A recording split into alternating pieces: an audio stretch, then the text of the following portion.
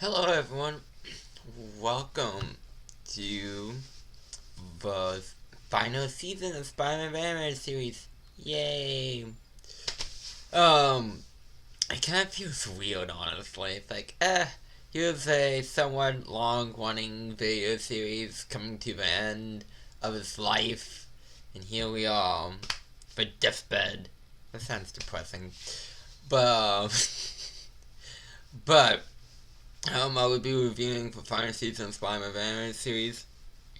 Um, and it's good. It's good. We'll see how well it does. We'll see how well the stick the landing. Um, so episode one, the only single off episode in the season. All our episodes are at least two parts. At least. So like MA is taking Pio to the bank to give him like her and Uncle Ben's wings, and then the Scorpion attacks, and the Scorpion is trying to rob a bank. Of course, he kidnaps Aunt May. Spider-Man stops him. His Scorpion suit search showcase, and Pio got the wings, and it's like cool. So Harry Osborn jump to. He's in the asylum, and he's talking to Eddie Brock's love interest as ex-therapist, and you think she would learn from the whole Venom thing in season 3 that maybe when people say they're super villains, maybe believe. Because, Harry's like, my father was the Green Goblin. Best fact. My best friend is the Spider-Man. Also fact. And she's like, he's just crazy. Eventually these thoughts will go away, you be okay. But like, just like, but it's like, you think after them and that whole incident, Dormammu, different dimensions, you would be more able to believe such a tale. But of course she doesn't. And then Liz and MJ visit Harry because MJ wanted to say, hey, I'm getting married to Pia. Harry was very upset about that. And then that caused the Green Goblin to be able to communicate with Harry once again. So Harry breaks out of the asylum very easily. Very easily. So the Kingpin wants to pay for everything for Pio's wedding because publicity. Really, that's it. Harry teams up with Alistair to get robots, and then the Scorpion's there because Alistair fixed the suit, and more villains. Okay. So, like, Pio's wedding and, like, MJ's wedding is beginning, and, of course, it gets crashed by the Green Goblin, robots, and the Scorpion. So, so the Black Cat is there, helping, Spider-Man, and the Kingpin using, the Spy Slayer, robot from season 2, the last one that Aster, built, to help, because Kingpin's helping because since Aster now works for Silvermane, he doesn't want Superman's power to get stronger by working with, Harry Osborn. So, they're fighting all of these robots, and eventually Liz convinced Harry, goes like, hey, look, I love you. MJ cares about you because she's your friend, and Peter cares about you because he's your friend, and you need to stop this. And Harry agrees and goes agrees to go back to the asylum to get help. And Pio and MJ got married. And being the generous man that he is, J. Jonah Jameson gave Pio a call for his honeymoon. It's a day bugle van. That's what I call it. Genius. Advertisement across the country. JJ never misses a beat. I really thought this was a great start to the season. A very solid conclusion to Harry's character arc in the series. I do wish though we did for Harry's character arc a bit more time with him before everything goes south between him and Pio. But the way it stuck the landing with how it ended.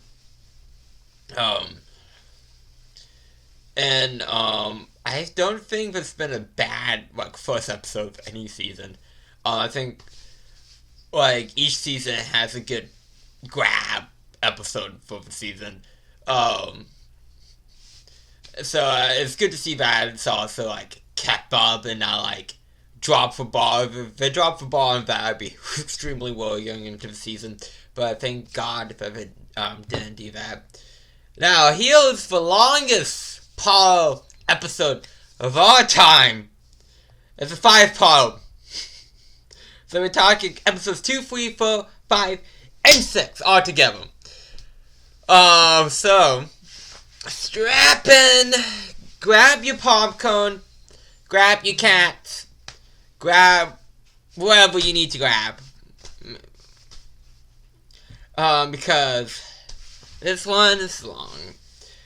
Okay, so Nick Fury drags a man out of retirement to stop the evil that's known as Aunt May. Yeah, that's a solid hook. Aunt May is evil. A mouse scowl, and we just get teleported to watch him. An old man gets kidnapped by Silver Sable. But old man is a World War II scientist named Gozak.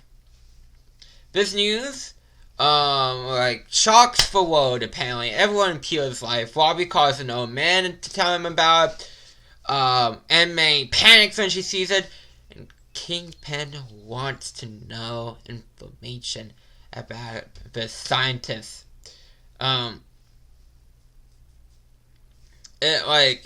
So, apparently, the reason why Aunt May is afraid is because she wants to sell her house. We don't know why yet, but that's why is the threat. And Aunt May, since Pio and MJ moved out, married, she's like, well, why? I don't want to be in a house by myself, so I'm moving in with Aunt Anna, MJ's aunt, and be roommates. But Kingpin gets the band back together, but city is sex. Returning members, Dr. Octopus, Rhino, Shaka, Scorpion, Chameleon who's in jail, but we get to him. And then the Vulture, because Mysterio is under a new Mysterio.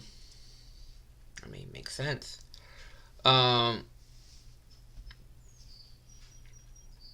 Pio found his parents' passports, so and shows they've been all over the world, Aunt May, what the hell is this? And Aunt May's oh well, I can't say. And then we get to meet Keen, the old man beneath Fury, dragged out of retirement. And is visiting Aunt May, but Pio's this guy's full of shit. He's 100% full of shit.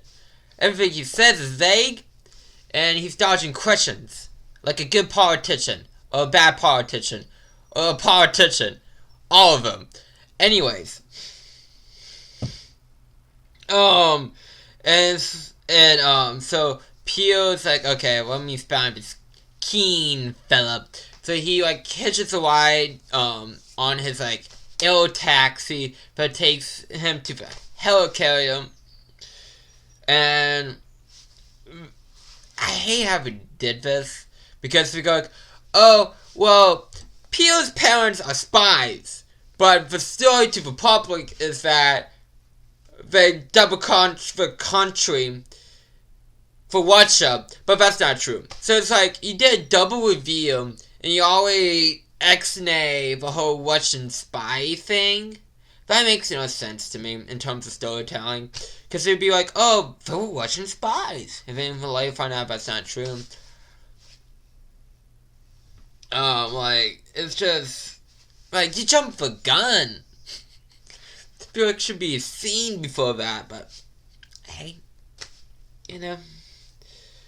Whatever. Like, in general, I'm not a big fan of, like, Peel's parents being spies, because it takes away of a whole Spider-Man can be anyone feeling that Spider-Man tends to have, and it's just, like, depending on how hard we're going to Peel's parents are spies, the less I like it. But likely that feeling isn't really here, but we go into why it's not here. We're here because this is a double. We get into why in a bit. When we come across it. But Series 6 attacks a carrier to break out the Chameleon. We find out that Peter's parents have knowledge of a doomsday device. Like a good vague doomsday device as much. It's like it just has the power to take over the world. That's all we know. It's just vague doomsday device until much later on. So Peter goes to watch out with Robbie. After Peter convinces Robbie, JJ, Peter's like, I heard that Spider-Man is going to watch up. And then JJ is like, why would he do that? And then Peter just like snowballs like, it was this funniest back and forth, like Peter like bouncing off of JJ, and they came up with a story together. But Spider-Man was to be elected Russian president. So that he can be elected, as an official after Russia became a democracy, so he can take over the world. I love it. It's just so ridiculous. Just like Spider-Man, just a picture of Spider-Man walking up. It's like, hey, I'm here to run for president. It's like, so you had to be born in this country. No. You don't understand who I am. I'm Spider-Man. It's like, damn straight, yeah. I'm signing here. Here's the key. We didn't even hung the election. You just can't become president. Here you go. Off your way. But like Robbie agrees. So Robbie and Peter go off to watch. Paid by JJ. The old man that Robbie calls sees him off. And gives him a wing before Robbie enters the plan. Robbie meets an old man in Russia named Lizens, but Silver Saber kidnaps him. We learn that the Red Skull, even though he covers his face, he knows the Red Skull. I don't know why they cover his face, especially. I explained in a few minutes why that's dumb, and but it's just kind of stupid. But we learned that Red Skull hired Silver Saber. Robbie and Peter got the address of Ghost $6, and we learn that the Red Skull made this doomsday device that takes over the world. And we learn about the 6 Warriors a bit. I don't understand why episode 1 of this 5 parts covers 6 Warriors when they didn't even mention, but whatever. They've mentioned in episode 2. The first mention goes at Star's husband. That's some Spaceballs connection right there. Steals the info that Peter's parents left behind. It was really the Chameleon in disguise. He didn't play the long game, obviously, because he was in prison multiple times. But, he just drives off with a car, and the real husband's tied up. Anyways, Spider-Man gets kidnapped by Kingpin and his team of 6. And then Sable Sybil kidnaps all of them. You gotta give them all in one place. And then we learn that there's a trail among the Kingpin's men, which the Kingpin really didn't try hard to figure out who it was later on, at all. It's not very small of him, but hey, whatever. And then we learn the Red Scar's are fake. That's why it's stupid for him to wear a mask, because it's like, oh, look, it's the Red Scar. And then it's like, 2 seconds later, it's not the Red Scar, it's the Red Scar's son. Okay, so, the Kingpin, after explosions, and find out they were in Chernobyl,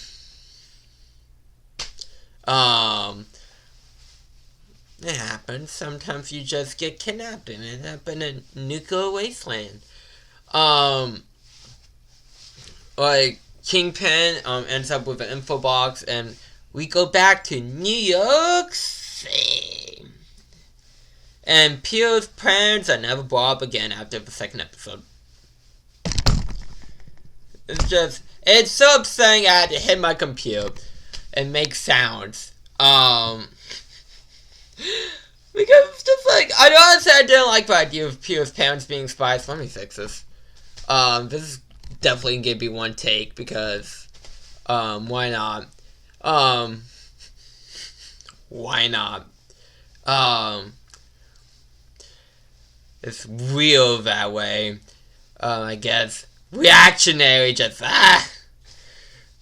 like, I know I said earlier I didn't like the idea of Peel's parents being spies, but if you can introduce a concept, go all out with it. Like, not all out with it, but like, do something with it. Because it's just like, oh, Peel's parents are spies. In fact, you didn't need to be spies. Because we do another connection to Peel's family later on to tie them into all this mess. So it's just like this vehicle of like, we need something to get the story started. Peel's parents are spies. But what bugs me most about this is because they foreshadowed this in season 3 twice. It's like all of this build up for just there being a vehicle for the plot, and it doesn't freaking matter any of this. Anyways,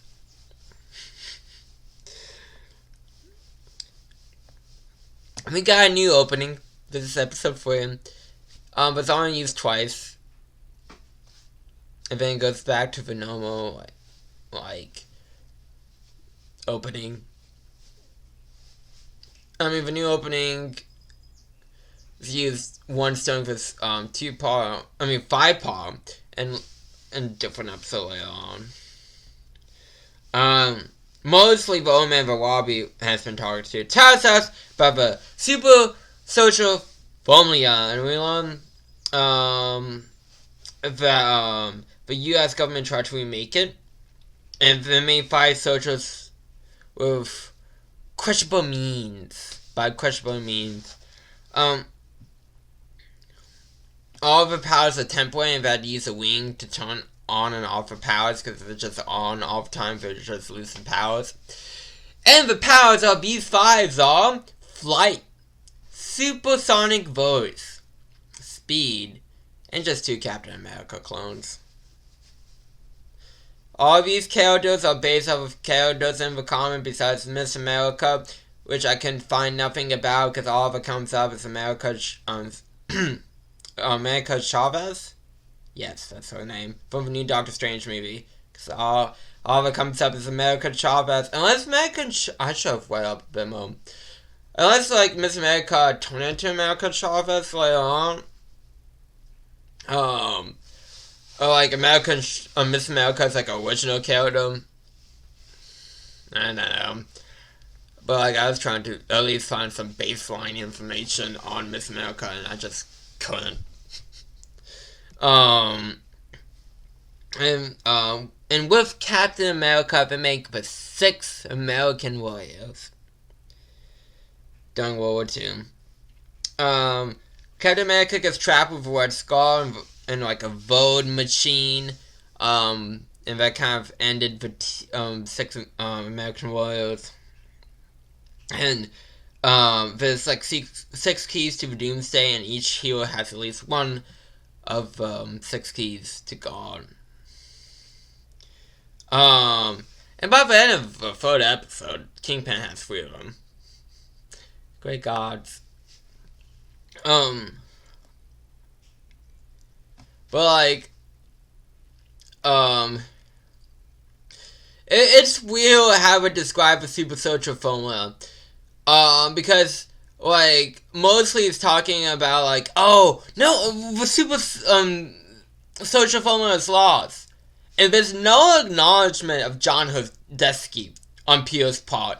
Because I feel like Peter would go, oh, but mostly must not know about John Hodesky. And you go, oh, maybe they don't have time. But it's like, this is a 5-part. It drags his ass and has stuff that doesn't need to be a part of it. It's not what it's just real because normally they do. But so it's like so off about it because normally they're like, oh, we acknowledge our past, but they don't. It's mind-boggling that it's like that. But whatever, it's not that big of a deal. It's just like a nitpick, but still a mind-boggling nitpick. And like we learn why Emma cannot move is because she has the key in her house because one of the heroes was friends with Uncle Ben. Like, I get Keen, but like Keen was showing up because he was Uncle Ben's friend. It's like, she could have took the stuff and moved it to the new house. But the safe I was there is built into the house. Take it, get a new safe. It's not that complicated, it's not this big deal. But it makes the Hook seem so stupid. And Shield's so freaking stupid. Everyone's stupid. Because like you can't move, you can't just take the stuff and put it in a new safe. Anyways, we got a backstory from Keen. How he explains he's one of the warriors, blah blah blah, and he goes like, oh, I was friends with Uncle Ben, and together we learned with great power comes great responsibility because I went hero. One from my wife, and my wife got shot and died. And I'm like, okay. One, we don't need a backstory for with great power comes great responsibility. Because what gives those words power is the fact that Peter doesn't take them, and that ends up killing Uncle Ben. 2, I don't like that Uncle Ben himself didn't learn the lesson. It was his friend. Like, if you're gonna give it a backstory, have it happen to Uncle Ben. Like, I know Uncle Ben has to have, like, this image of, never making mistakes sometimes, or, like, the best uncle ever, but, like, come on. Yeah. But, it's okay. And then mostly it's also what's the driver for one of the heroes, that's how he knows. But later, it's revealed that mostly was actually the hero the whole time. Because, like, the chosen hero was, like, a rich dude's son, and he didn't want his son to be a superhero, so they made his driver the superhero. And no one found out. I mean, I would imagine it sounded completely different. I don't know. The rich guy's son never got a voice actor because money probably. You gotta save what you gotta save. But, like, for review, like, I get it, because mostly it's a black guy during World War II. You know, it makes sense, like, keep it a secret, I get that. But, like, in terms of, like, story and how it fits in, it makes no difference. You know, he could start out of a gate, like, saying, oh, I'm one of the heroes. But if it don't, because I don't know. There's no reason for it. It doesn't affect the story. It's just here's something. This is why I say this story has a lot of stuff that's unneeded. Like you can cut so much out of it, but well, a chameleon Wallaby convinces Morrissey to basically give him 2 more keys, and so Kingpin only needs one more key. And I have a hard time with Spider-Man keeps getting his ass kicked by, like, Veteran 6. Why? Because in Season 2, he was able to defeat him when he was losing his powers. And was struggling to, like, didn't have all his powers available. Like, I get it for, like, suspense and all that stuff.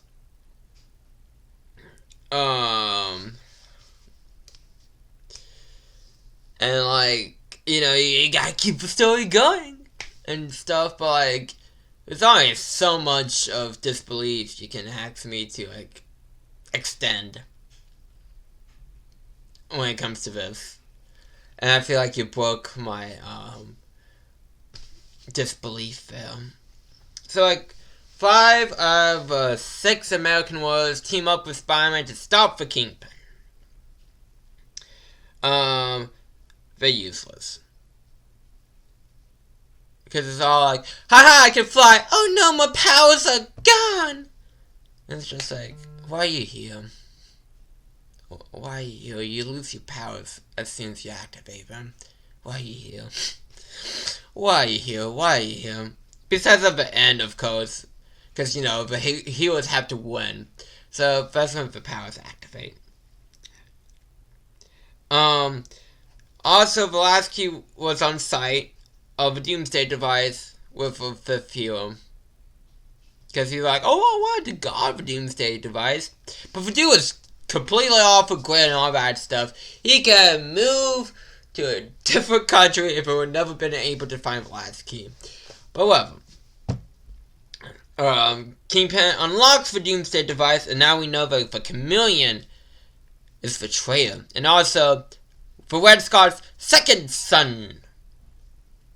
The Red Scar is free from the vote and unleash killer robots.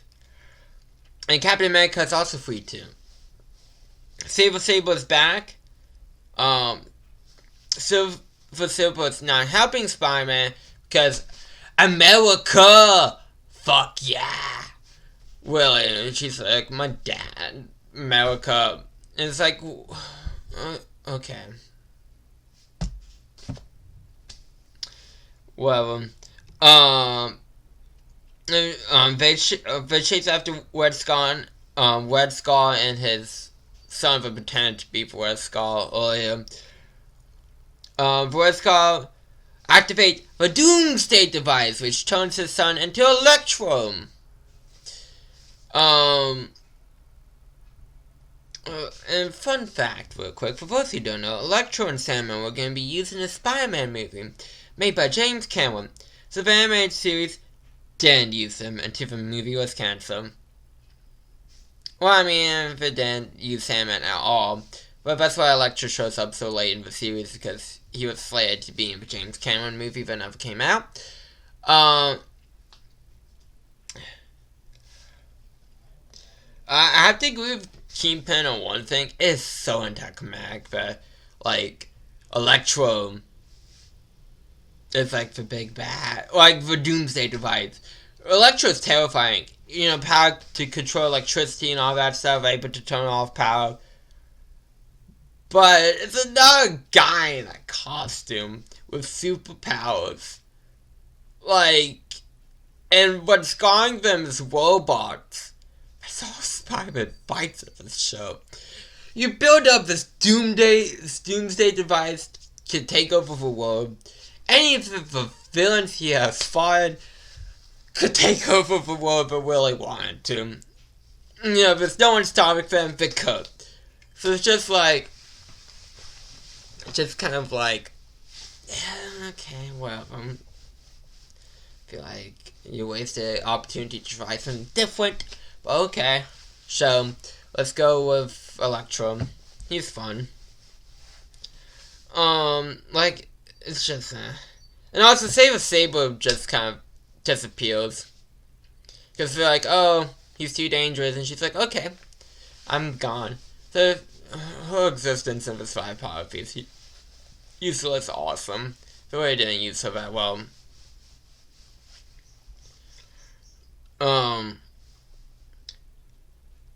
It also, like, some of the scenes of the climax are, like, out of room.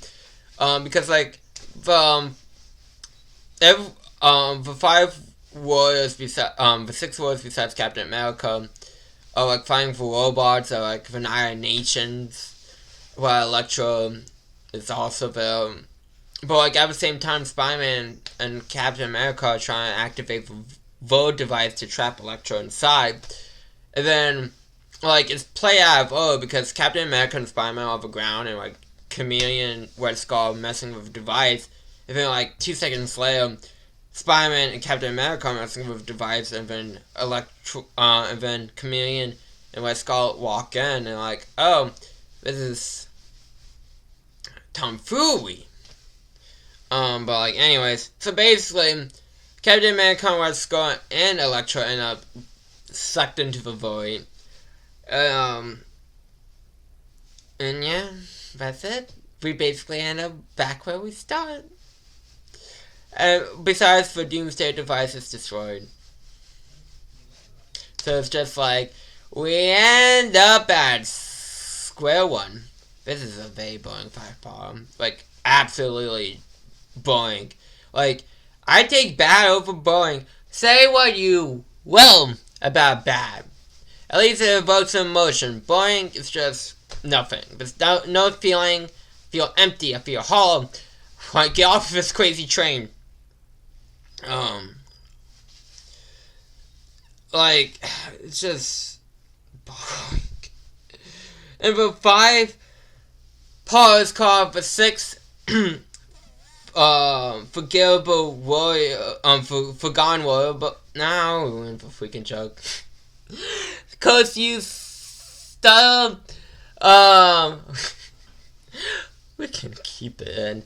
We keep all of this in.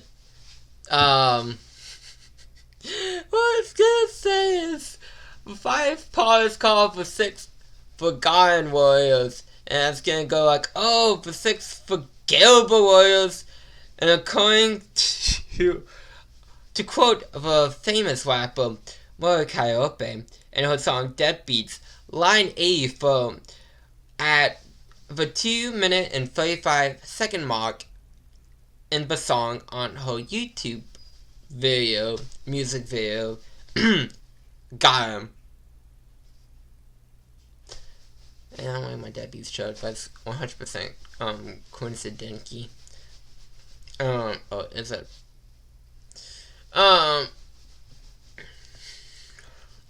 So, episode 7 and 8 are 2 power. MJ is having bad dreams of all this random stuff. Peter and MJ are visiting Niagara Falls for the honeymoon. And Peter says was the best time of your life. You know everything is going to shit. You just know. And of course, as soon as he says this, Hydro Man reappears, even though we thought he was dead. And Hydro Man kidnaps MJ back to New York City. And according to Peter, tall buildings are a sign here in New York City. So Peter made back. And then Peter went to Lieutenant Lee after he wasn't able to find Hydro Man, and Mary Jane as Spider-Man, and like Aunt Anna was like, "Oh, Peter, you suck," and finally Peter snapped at her for being a total dick to him all the time. Good on you, Peter. Stand up to the old hag. Just be like, well, he goes, he literally says, "How dare you blame me for this?" Which, yeah. Um, so like Felicia gives Peter the girl "Don't give up" speech. So like Peter dons on the costume. Um, use the MJ's jacket that was left behind to able to look at what's on the jacket to see what chemicals and stuff are on it, and was able to determine that Hydra Man is on an oil rig. So he goes to the oil rig, he like steals a boat and drives. It's funny to see Spider-Man drive a boat, and he was correct. So like MJ got away, and then Hydra Man chases after him, and Spider-Man's about to go kablooey, but Black Cat saves him. So like when MJ gets to show, the police arrest him for steering the boat, but Spider-Man stole. And all these police are idiots because the whole story of MJ going missing and being kidnapped by Hydra Man is on the news. Kind of bad. If you don't believe her, so we took her to the station to talk. And then the Hydra Man attacks the station, and MJ's on the one. They get to like this factory thing, and then MJ remembers science that Peter taught home, which is cute, and I love it. To like make smoke red, and Peter's like, "But what smoke? What smoke equals what?" Hell, MJ! Not really, but it's coincident. Coincidinky. And then they, like, everyone fights, and then we discover that MJ has Hydra Man's powers after she blows Hydra Man back. So, Black Cat leaves to go back to Mobius. MJ and Peter go to Doc Connors. Doc Connors uses hypnosis, to, like, to get to tell her, him about her dream, to, like, figure out, like, if there's clues to your disappearance. We learn that Hydra Man is having trouble reforming. Peter needs to stop taking MJ to bridges, because she gets kidnapped by Hydra Man on the bridge. Bad things happen on bridges, Peter. You need to learn this. You need to stop taking your dates to bridges. Anyways. So Spider-Man uses like MJ's dream to follow, to figure out where she is. That leads him to his toaster with a transformer as a guard, and like finds a secret tunnel, but like leads him to like the Green Goblin's secret base in season 3, like the underwater one. And we bumped into a new character.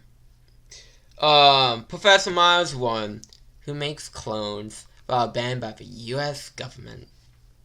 So basically, the Hydra Man and MJ we have here are clones. Hydra Man is 100% Hydra Man's DNA, while MJ is a mix of Hydra Man and MJ's DNA. And we learn they're gonna die. They do die. And I feel bad for Peter, man. So bad. Like, to hear a clone MJ be like, you know, if the real MJ is anything like me, I know for a fact that she loves you. And it's just so heartbreaking. And my web comes back, and that's how the episode ends. I love this two-part. This two-part is great. Explains what MJ was. Well, clone MJ. And all that stuff. And they managed to stop the clone saga in a non-stupid way. Because Clone Saga is such a mess. But, we're not talking about that. It's the animated series. For Clone Saga and for comics, it's a horrible, horrible mess. But again, we're not talking about that. So episodes 9, 10, and 11 of Free Paul. My web teleports Spider-Man to somewhere, and then the Beyond my web's master shows up and wants to test Spider-Man. So he forms a plan of good versus evil, where evil had a you to take over a peaceful planet. The evil side is Dr. Octavius, Dr. Doom, who we haven't met in the series yet, so okay. Alistair, the Lizard, and the Red Skull. And Peel is able to pick who he wants. So the good side is Spider-Man, the Fantastic Four, who we also haven't seen in the series yet. Iron Man, Captain America, and Storm. Because she's a powerful X-Man, that's why Spider-Man picked her. Picked her over Beast and Wolverine, who he had more screen time with.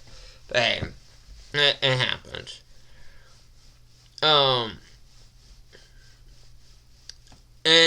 So Spider-Man's for Liam, because that's how Beyond wants to test it. He wants to test Spider-Man to get rid of all the evil on the planet. So like a fight breaks out between the heroes because we need a fight scene, god damn it. The Lizard attacks and gets knocked out. Then the Lizard escapes. Then we learn that there's sandworms with freaking laser beams. And like Stone's able to get the base power back on because electricity. And they're protected against the sandworms. And Mr. Fantastic had Kirk Connor's brain take over the Lizard's body. So the Lizard's now a good guy. That's one evil down. We cut to Mobius, Blade, and Black Cat taking on some vampires. Black Cat's teleported to the planet because Spider-Man wanted a Black Cat.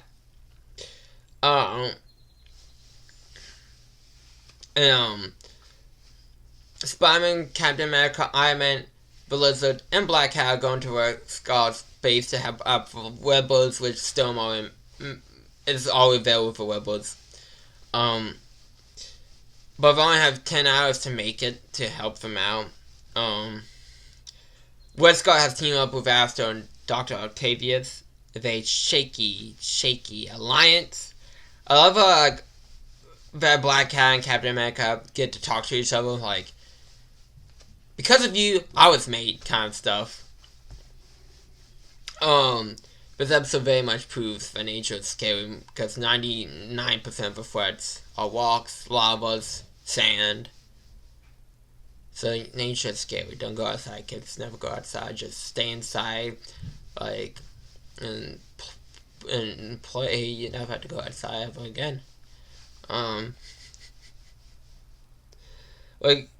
Man loses powers to his comb, which doesn't affect anything because it can still pew pew. Because the Lizard fixed him up, he just can't fly.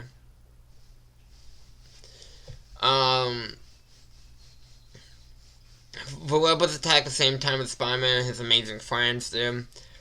Black Cat goes after Red Skull. Astro agrees to help Spider-Man because he wants to go back to his father. Black Cat needs to be saved 3 times during this episode. It's too much for one episode, man. I get it, one needs saving, Spider-Man is saving all the time, but it's just the same thing. She's falling. Someone saves him. It happens 3 times. Gravity, man. It's scary. That's why kids never go up from the ground. Ever. Don't go more than a foot off of the ground. Just don't. That's how bad things happen. Villains get away.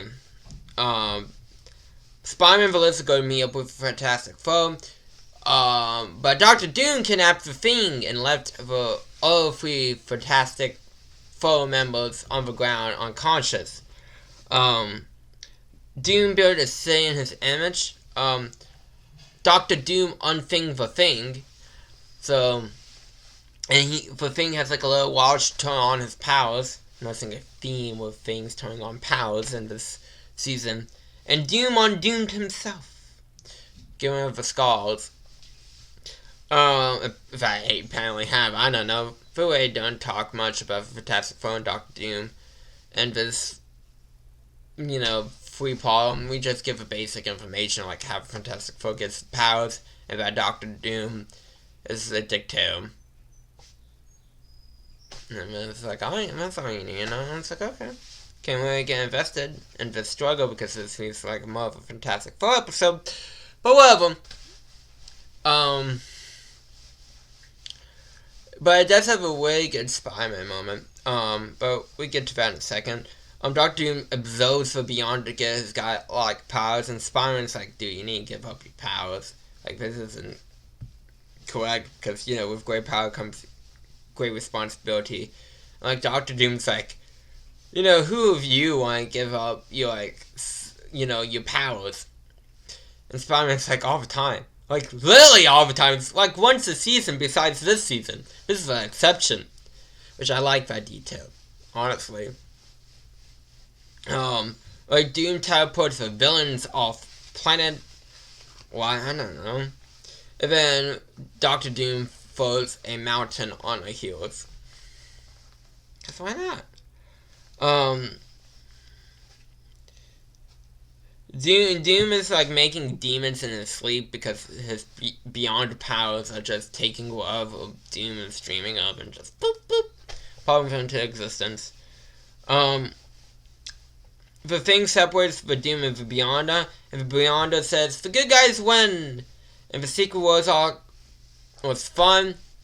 A good time. I wish we got time with a Fantastic Four and Dr. Doom before this free fall, but it's still enjoyable. It's still very enjoyable.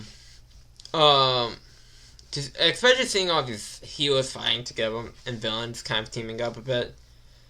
But episode 12 and 13 is the series finale of Spider-Man Venom series. We start with New York on fire. The Beyonder says that Spider-Man is responsible for destroying New York. The Hobgoblin and Green Goblin are after the Daily Bugle's broadcast system. The Goblins are confused by why Spider-Man is stopping them. They realize, this is our Spider-Man.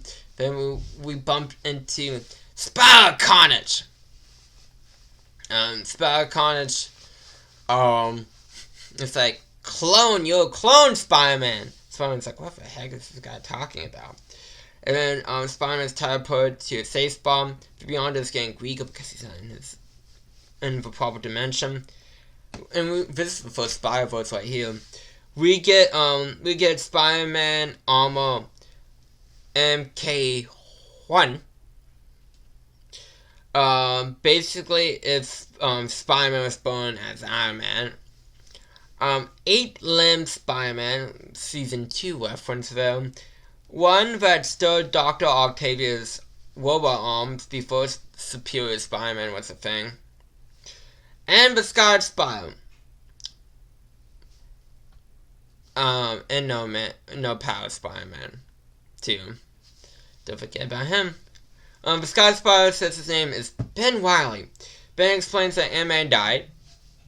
And Warren, the guy from the 2-part before the Secret Wars arc, but Dr. Clone person made a clone of Spider-Man. But no one knows if who's the clone was Ben or Peter. When Peter found out that he might be the clone, he tried to kill Ben.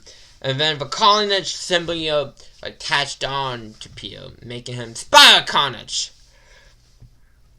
And I like how we went down basically plot of a clone saga. of like the backstory without a fucking mess. It's simple. I like how we don't know which one is truly the clone. In this, because honestly, it doesn't matter for the story which one is the clone or not. And it feels organic because we're all introduced to William, and it hasn't been like 20 years since we last saw him. But yeah. Spider-Con wants to blow up every dimension with help of a time dilation accelerator. Season 3, baby. Spider-Man wants to stop this because, has to stop this because if the Beyonders do anything, it's not gonna be permanent. But he can roll back the time before the bomb goes off. So they're able to, it doesn't matter. Anyways, Spider-Man is the leader because he passed the test in flying colors. No power Spider-Man is left behind. The Kingpin is working for Spider-Conch because he believes that Spider-Conch is being a mind control device. Spider-Armor knocks out the Hobgoblin and Robot's armed Spider-Man. So, Robot armed Spider-Man gets teleported away. Spider-Armor gets teleported away because he got paralyzed beamed. It happens. And the Green Goblin gets knocked out. And then 6 Spider-Man turns into the Man Spider. Power Spider-Man gets teleported in because he wanted to help, and he was able to hold off Spider-Conch for a bit. The Beyonder teleports himself and Spider-Conch away, so the Beyonder doesn't die from not being in his dimension. The reason why Spider-Conch wants to destroy everything is because he had a sucky life, so he's like, fuck everything. I'm gonna destroy everything, literally. The good guys turn off a bomb, but the bomb still is gonna go off, so Myweb teleports them away. Myweb teleports only Spider-Man to Spider-Armor's universe to stop Spider-Conch because he still wants to blow things up. We get Gwen Stacy. She's Spider-Armor's girlfriend. The Wilds didn't want to have Gwen Stacy in our Spider-Man's universe because when you end as Gwen Stacy, there's only one path to go. It's a real pain in the neck. Anyways, Spider-Man fights a giant spider robot, and that's the night of a Japanese Spider-Man show. The Kingpin is a slime ball no matter what universe you're in. He's a dick. So like, Gwen Stacy saves all Spider-Man from like a shell, and then Spider-Conch kidnaps Gwen. Spider-Conch is making this giant pearl in the sky to suck up this dimension into oblivion. It happens. But our Spider-Man brings Spider-Armor's Uncle Ben to talk to Spider-Conch to remind him with great power comes a great responsibility. And Spider-Conch kills himself to save the multiverse on himself because he couldn't rip the symbiote off his body. And to have like any Uncle Ben from any universe to say to our Spider-Man he's proud of him, it would think just pulls up a heartstring to hear that. Because like no matter how hard the Spider-Man's hit, no matter what mistakes he has made, he's staying on the right path. And that is like very satisfying. So my web tab puts our Spider-Man to our universe / no powers Spider-Man universe to have him talk to Stan Lee. It's also, which is awesome. It's also so cool to have Stan Lee and Matt Webb talk, because for those who don't know, Matt Webb is voiced by Stan Lee's wife, Joanne Lee. So, especially since I know for a fact Stan Lee has passed away, but I believe Joanna has also passed away. So, this is just a nice little time capsule type stuff. The series ends with Matt Webb taking Spider-Man to find MJ. If you couldn't tell that the creators loved this show before the season finale, you do now, because there's a lot of love, and you can feel it. And this two-part, I really love it. It's a great way to end the series. I know we don't see Mary J being saved and all that stuff, but it's still a great way to end the series. Before I end with my review, there was a planned season 6, but it got canceled. Because Avi, I got into an argument. Avi is one of the executive producers, of the show, with Fox Kids, head, Margaret, Leszewski. So, like, the show got canned. The Spider-Man Wiki had, like, a few, like, potential things that would happen in season 6. I only know 3 of them to be confirmed off the Wiki page. Any articles I find source for Wiki, and the Wiki has no sources. But I know 3 for a fact are true. I mentioned one that I'm not sure of.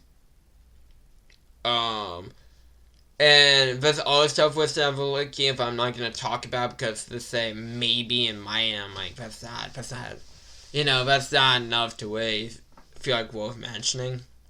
But yes, the first 3 I'm going to mention here are, I know for a fact, were going to be planned for season 6, but the 4th one, unsure of.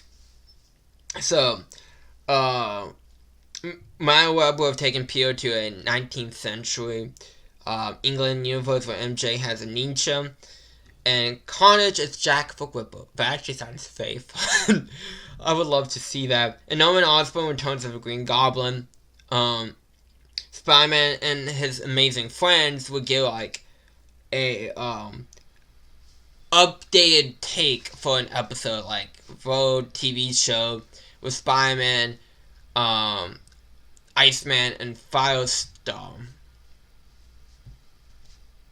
And the one I don't know is true or not is that Ghostwire will team up with Spider-Man to beat Dormammu and Mysterio.